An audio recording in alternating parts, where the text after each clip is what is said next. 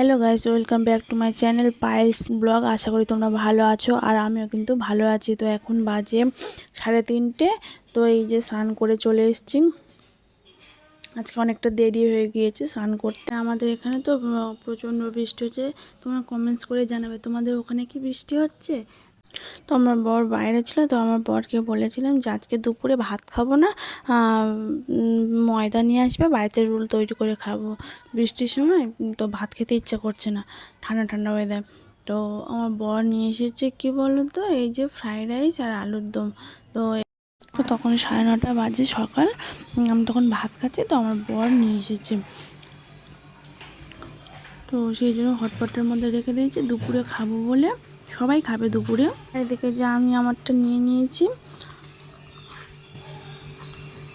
গরম আছে, একদম ঠান্ডা হয়ে যায়নি।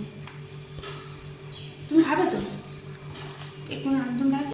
আর বাড়ির সবাই খেয়ে নিয়েছে, মা বাবা আর আমার ননদকেও খাবে না, আমার ননদের শরীর খারাপ। আর আমরা দুজনে খাবো। ওইটাই রেখে দে।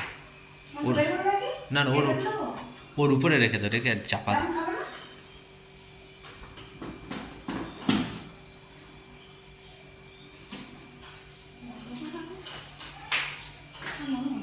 তো এখন আমি আমারে খেয়ে নেবো। ঝটপট করে খেয়ে নিয়ে নিচ্ছে। ওদিকে যে আমার ছেলে ঘুমাচ্ছে।